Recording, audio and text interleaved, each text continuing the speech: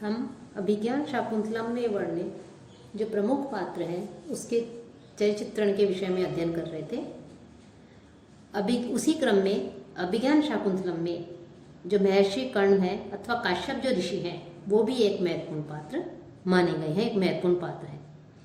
यद्यपि रंगमंच पर उनकी जो उपस्थिति है वो केवल चतुर्थ अंक में ही दर्शनीय है, लेकिन पूर्ववर्ती जो 3 अंक हैं उन 3 अंकों में ऋषि कुमारों, तापस कन्याओं आदि के द्वारा उनके संबंध में जो कुछ भी वर्णन किया गया है, जो कुछ भी उनके विषय में कहा गया है, उससे उनके व्यक्तित्व का सुस्पष्ट जो चित्र है वो चित्र अंकित हो जाता है।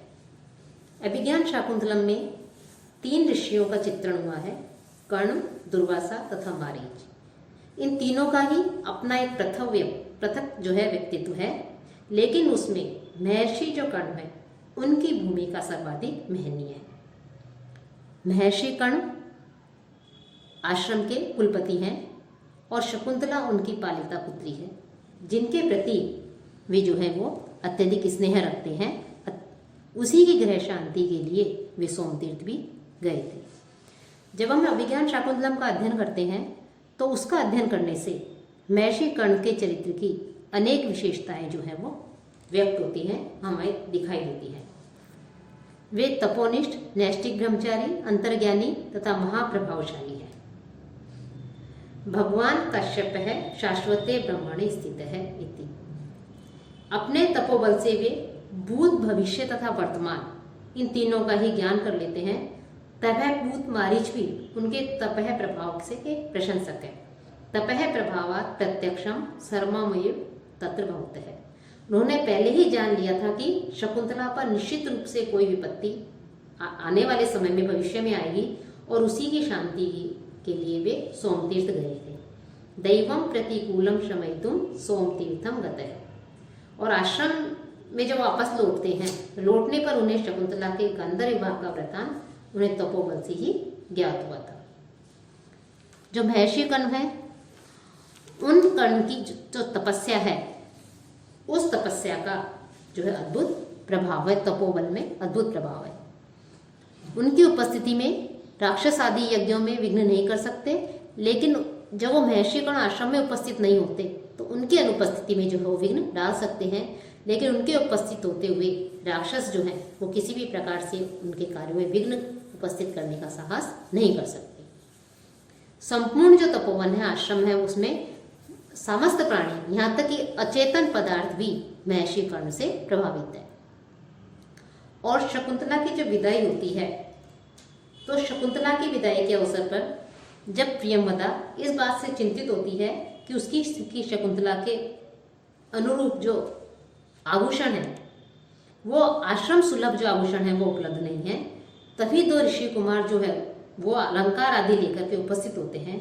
और गौतमी के कहने पर नारद नामक ऋषि कुमार इसे महर्षि कर्ण का या काश्यप ऋषि भी कहते हैं, उन्हें उनका ही प्रभाव बताते हैं कि तात काश्यप प्रभावात। इस प्रकार से आश्रम का जो समस्त जो वातावरण है वो महर्षि कर्ण की तपस्या से हमें प्रभावित दिखाई देता है। महर्षि कर्ण के प्रभाव से ही आश्रम के वृक्ष तुरंत मांगलिक सोमयुगल और चरण उपभोग सुलभ लाक्षारस, आभरण आदि, वस्त्र आदि जो है वो दे देते हैं। और जब महर्षि कर्ण आश्रम के वृक्षों को संबोधित करते हुए कहते हैं कि तुम्हारी शुभाकांक्षिणी शकुंतला पतिगृह जा रही है, तुम सब लोग इसे अनुमति प्रदान करो। सा यम याति शकुंतला पतिगृहम सर्वे ही अनुज्ञायता। तो उसी समय कोकिल रव के ब्याज से, उसके बहाने से वृक्ष जो है वो उसे अनुमति दे देते हैं और वृक्ष देवता उसके मार्ग को प्रशस्त बनाने की कामना करते हुए कहने लगते हैं रम्यांतर है कमलिनी हरित ही। तो इस प्रकार से दैवी संपत्ति से संपन्न होते हुए महर्षि जो कर्ण है, उन कर्ण में पुष्मान्वय गुण भी जो है विद्यमान है। उनमें एक पिता का कोमल हृदय भी जो है हमें दिखाई देता है। यद्यपि महर्षि कर्ण का सारा जीवन आश्रम में ही व्यतीत होता है, लेकिन उन्हें लौकिक व्यवहार और आचार का भी जो है अनुभव था, उसका उन्हें ज्ञान था। वे स्वयं को जो है अपने को लोकाचार का ज्ञाता बताते हैं कि वनोत्सव अपि संतो लोकज्ञा मयम। और चौथे अंक में अपनी जो पुत्री शकुंतला है उसको जब उन्होंने इसकी विदा के अवसर पर जो उपदेश दिया था, वो उपदेश परिणय सूत्र में बंधने वाली सभी कुल वधुओं के लिए सर्वथा ग्राह्य एवं हितकर है कि शुश्रूषु गुरुन कुरु प्रिय सखी व्रतिम सपत्नी जने। इसमें ये जो श्लोक है, इस श्लोक के जो वाक्य हैं, इन सारे वाक्यों में, इस श्लोक में जितने भी वाक्य आए हैं, इन सारे वाक्यों में उनके लोक व्यवहार के ज्ञान का सुंदर दर्शन जो है हमें इसमें दिखाई देता है।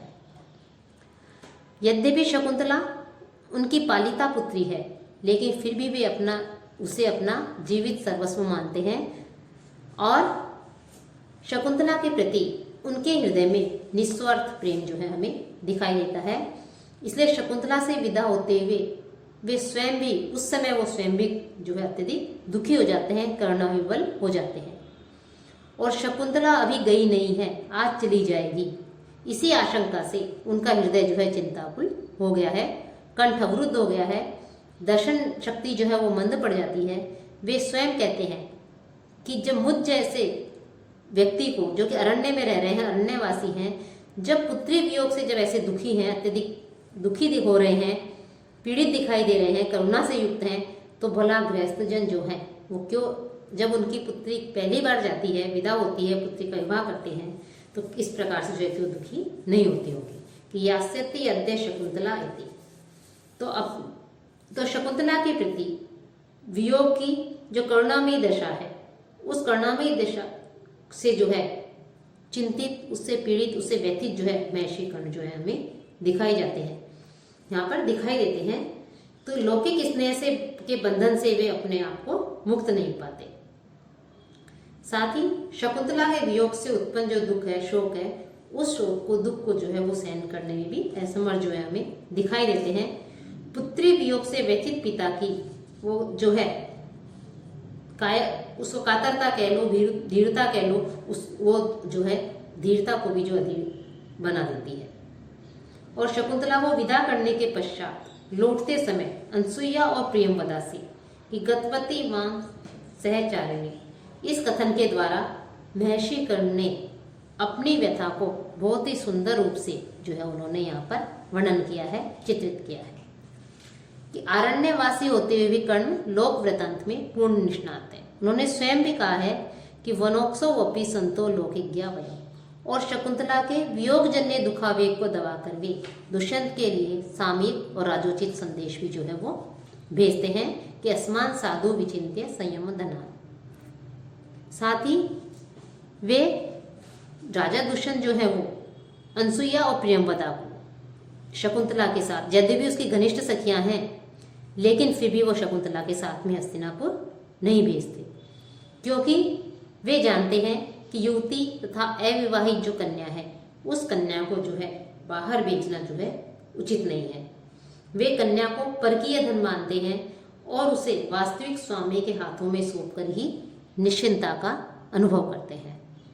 कि पितृवियोग में दुखी जब शकुंतला उनसे पूछती है कि मैं वापस कब इस आश्रम को देखूंगी, कि मैं वापस कब आऊंगी यहाँ, तो महर्षि मुनि जो है वो शांत और गंभीर चित्त से उसे सांत्वना देते हुए कहते हैं कि जब तुम अपने पुत्र को राज्यभार सौंप दोगी, इस पृथ्वी पर शासन, लंबे समय तक शासन करने के पश्चात अपने पुत्र के जो है राज्य कार्य सौंप करके अपने पति के साथ में जो है पुनः इस आश्रम में आओगे।